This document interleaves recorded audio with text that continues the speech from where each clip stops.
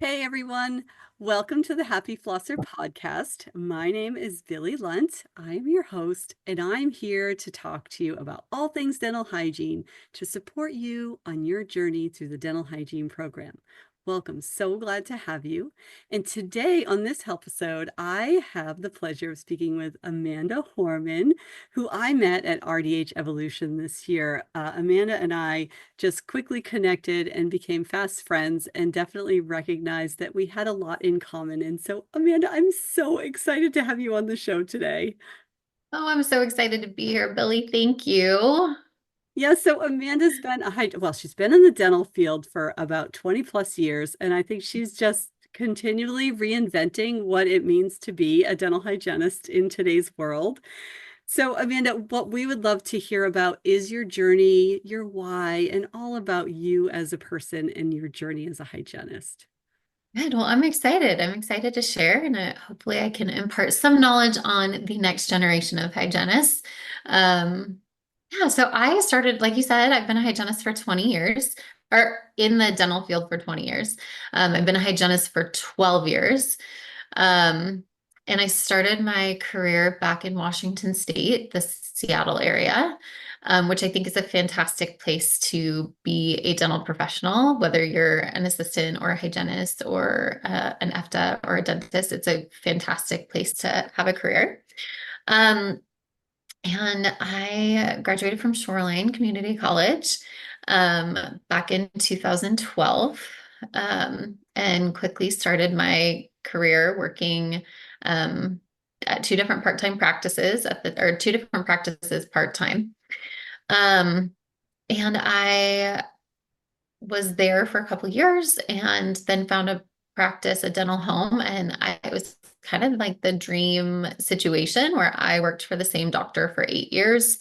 Loved it. I would have stayed if we hadn't moved. So moved to Boise, Idaho area, which is where I live now.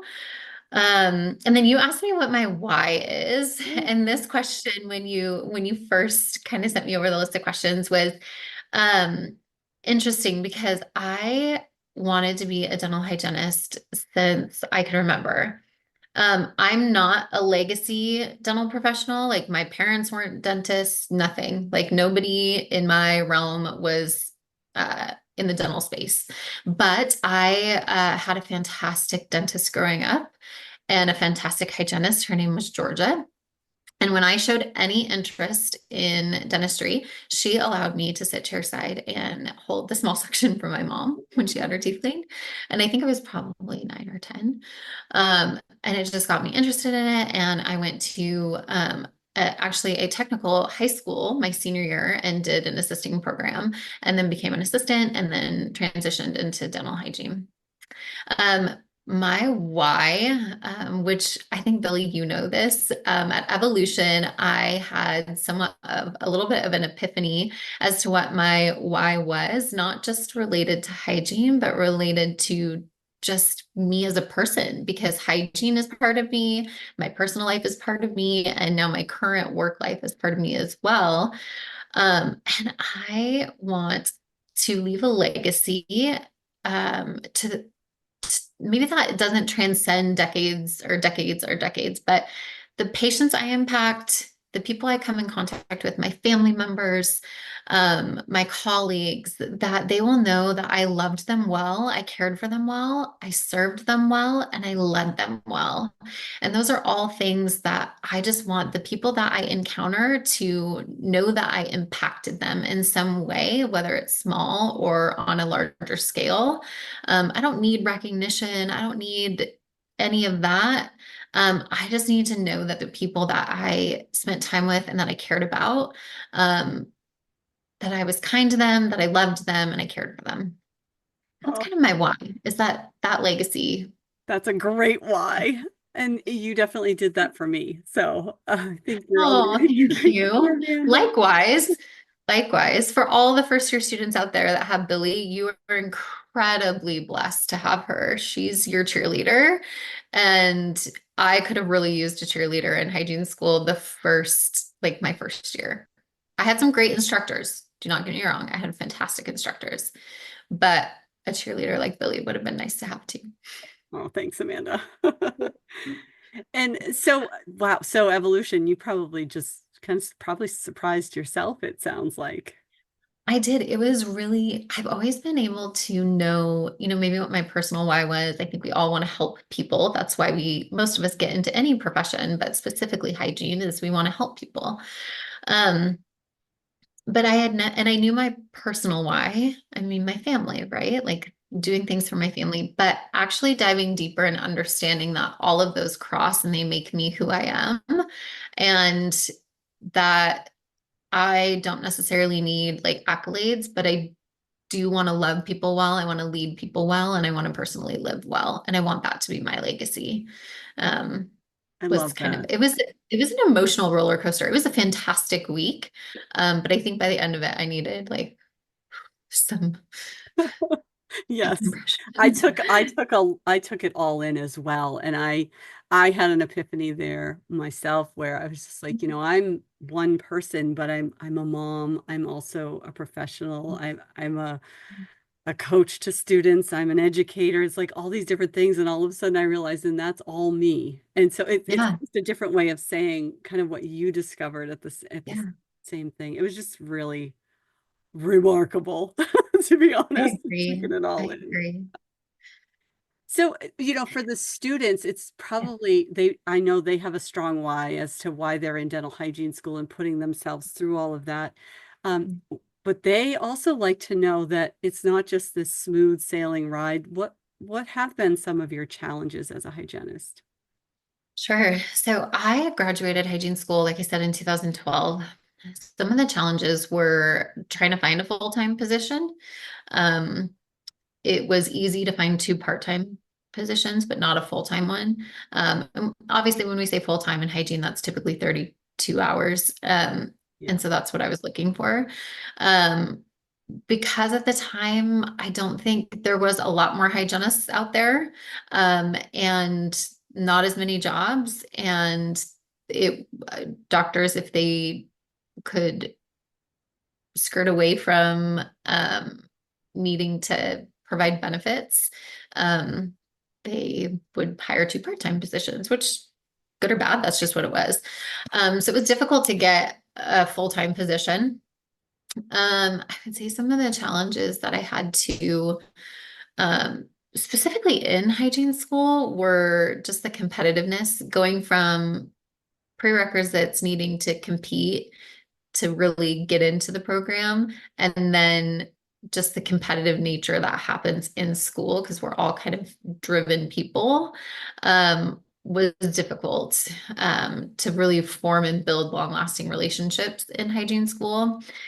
Um, and I was burnt out. Like after hygiene school, I was really burnt out. I really didn't like, I hate to say this, but I really didn't want to be around other hygienists. I just kind of wanted to go do my thing, live my life, start to have a family, because being with people for like-minded people for, 40 hours a week, if not more. Yeah. And then texting like, hey, how are you studying for this exam? How are you doing this? Like, um, I just needed a break, which I think is okay. I think that's okay to have happen. But I took like a good hiatus. Like I didn't want to go to symposiums. I didn't want to get involved in ADA. I just needed like a full break from it all. And then I'll say COVID was a huge challenge to practice in COVID. And in a post-COVID world, it was a challenge to kind of fall in love with hygiene and think all I wanted to ever do was be a hygienist. I didn't get my bachelor's because I knew I wasn't going to teach. It's not a gifting I have. I wasn't going to do research. I didn't want to do anything else. So I knew that I was going to be a clinical hygienist my entire career, is what my plan was. So to kind of fall out of love with seeing patients and just, I don't know if it was even the seeing patients part. It was just post COVID was hard. And uh, that was a challenge to go from wanting this to be my career to going, I want out. I'm done. Yeah. I don't want to call it burnout because I don't feel like I was truly burnt out. I just think I was needing something different and I was going through a personal change. Um, and COVID played I hate to use that as an excuse, but it did play an impact. And I think it changed the landscape for all areas of industry, um, but specifically in dental and specifically for dental hygienists. Um, yeah, so that was a big challenge to fall out of love with the profession I thought I would always do since the time I was like 13, 14 years old. At was I 20? It's okay, Uh, Amanda. I was 32, 33, maybe 34. I don't know. Um, to kind of fall out of love with it and but then I fell back in love with it, with seeing patients again. Um, because I had a boss, the doctor I worked with for 8 years. I had a boss who helped me understand the business side of dentistry and also invested in me. Um, I and he invested in me because he had changed his philosophy and his scope of understanding on how he wanted to treat patients by going to a continuing education course. And this continuing education course isn't extensive. It's like a year long. He would take entire weeks that he would be in session and learning. Um, and he sent us to like the advanced perio course. And we learn about the oral systemic link, and I think that's one of the benefits actually of hygienists who are graduating now is there's so much more knowledge that they're getting in school that is readily available to them, and they have ways to access it, which is awesome, that we didn't have. Um, so anyway, I guess a little sidetrack, but uh, he invested in us. I believed in it. I saw it. And then we made the changes and created a periodontal protocol. And we took current patients of record who had perio, um, that was really unstable. And we reintroduced therapeutic ways to help treat the person and change their perio status. And that is what re-energized me and made me love my profession. And then there was a entrepreneurial portion of that. Because we were changing these things, we were able to have some monetary benefits that um, was a driving factor for me too. So it's kind of twofold. So it made me really love my profession again. Um, and because I knew I was doing better for my patients. And then by doing better for my patients, we were seeing that result. And then that was benefiting me and the practice as well. Yeah. When you Yeah. see that what you're doing matters and it makes a difference, it does re-energize you a little bit for sure. Yeah. Yeah, Yeah. it does. It does. Is there anything that has surprised you being a hygienist? Yeah, a lot. Some of the things people say and do, some of the things patients say and do.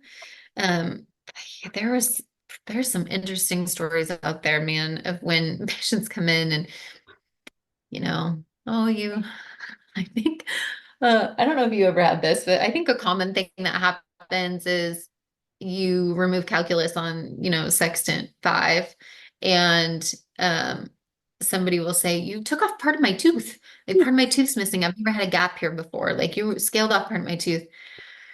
There's a And those space there. There's explanations, a space. There's a hole. yeah, I'm like, so 20 years ago you had a space there. And every 6 months you get another space there and then you just build it up really fast. But I Yeah. think that's something that surprised me. I was surprised that I wanted more after finding after finding a love for the profession again. Mm. Um, I wanted something different. I knew that I physically couldn't do it anymore at the cadence that I was doing it, at the volume and hours I was doing it. Um, I knew if I wanted to, I honestly thought I was going to have to leave leave dentistry altogether to find something different because I thought not having a bachelor's degree or a master's degree, I just have an associate's, not just I have an associate's. I'm trying to reframe that Good. Good. verbiage. Um, So I was surprised that I would want something different and I would want something more. And that I could find something more still within the dental space. And that's and here's another surprise is I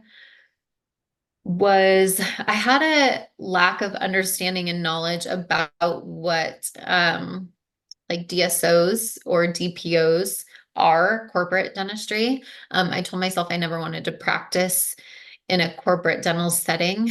I would only work in private practice. And so I'm surprised that that mindset shifted and changed once I learned about what a DSO is and what a DPO is, or what corporate dentistry is and what it can look like and how it can be successful. So my current or previous current position up until a week ago was the director of dental hygiene for a smaller DSO here in Idaho. Um, and then I've transitioned out of that position. And moved into a current role. It's fresh. It's like I'm 4 days in. That's Yeah, awesome. but yeah, And the thing is, that's an example of opening up your mind to what's possible because we do almost create our own limits with thinking yeah, we know something or that we're not aware of or we're never going to do something and then we end up falling right into it. yeah, Yeah. yeah, very true. And Very what would you tell yourself if you were a new grad or a current student, true. Amanda, now that you have all this wisdom and knowledge? I would tell myself to invest in yourself. Um, don't rely on a doctor or someone else to do it. Um, pay for the continuing education courses that interest you, advance your profession yourself, your career yourself through knowledge. Um, if you're interested in uh, the oral systemic link, or you're interested in advancing your knowledge in advanced instrumentation, if you're interested in um, producing more, if you're interested in learning about the business side of dentistry or CDT coding and ethics, do it. Take the courses. Don't do the fluff stuff. I've done the fluff stuff. I did that. I did all the free online. I won't name the company that provides them. Some of them are great, but just to meet my CEs, I would do that. And when I started to, and I'm thankful I had a boss who invested in me. Um, he wasn't always able to do that. But but investing in yourself, under one roof was a fantastic, fantastic conference. That was on my own dime, and it should be. I'm a professional. I'm a dental hygienist. We are professionals. We are providers. If we truly want our scope and to be seen as providers and be treated as providers, there's a catch to that. Like, we're going to have to expect some of the other things that providers fall under. And some of that is our compensation might look different or our investment might look different. We have to kind of pony up too. And we can't just have our cake and eat it too and expect, a doctor or a company to pay for us to do all these things that we want to do. But investing in yourself is one thing I'd say. Better understanding CDT coding. If you don't follow Kathy Forbes, I'm going to say follow Kathy Forbes. She's amazing. Um, network with other hygienists, network with other professionals. Let's see, what are some of the things? To me, understanding the business side of dentistry, and not that you have to understand it because you want to make a ton more money, but understand it because if you're a provider, you produce. That's what we do. We provide care to our patients, but that care internally provides money to the company that pays us, it pays the assistants, it pays the office managers. Like, everybody in a dental practice produces by working together as a team. Um, maybe don't sweat the small stuff within a practice. take Yeah. ownership and leadership of your own operatory. I can't control what the person next to me is doing, but also don't stay in a toxic situation. Um, and also know that like if there is a toxic situation, like look internally. It's not always everyone else who makes us unhappy. A lot of it is the happiness really has to be found within. Um, and then it can pour out into everywhere else. So Well I don't know said, if that's, Amanda. Wow, yeah. that was a lot of things that you would That's say a to lot. yourself. Yeah. So if you're not overwhelmed, going into going into practice after being a hygienist, I just overwhelmed you more. So Solid advice, though. Solid advice. yeah. Well, the students are fortunate that you've taken the time to share. I'm excited that you've just started something new uh, that shows Yeah. that you're brave. You're still brave after all of this time as Yeah. a hygienist. It's awesome. Yeah, I'm excited. I'd love to share about what I'm starting too, Yes, or definitely. what I'm involved in. So, um, I guess something else I'll tell the students too is there are opportunities outside of clinical hygiene. Um, but before you run away and look for something outside of clinical hygiene, um, enjoy what you just spent countless hours studying for and advocating for, and before you run away, um, enjoy what you're doing and find ways to maybe um, stay in the op. If I could still work clinically, I'm going to be doing volunteering and things like that because I do enjoy it. But I just know after 20 years in dentistry, and I'll say actually assisting is what hurt my body more in the first like 5, 6 years of my career, before hygiene just kind of compounded on it. Um, but uh, no, I lost track what I was going to say. Um, Oh, there's yeah. clinical opportunities. There's non-clinical opportunities out there. They are somewhat, they're not few and far between, but you're going to have to probably take a pay cut. And that's probably my biggest thing to say is like it's going to be a pay cut. But there's trade-offs to everything. Because hygienists do fairly well across the country, given our education. Like we do fairly well financially, um, which is great. Um,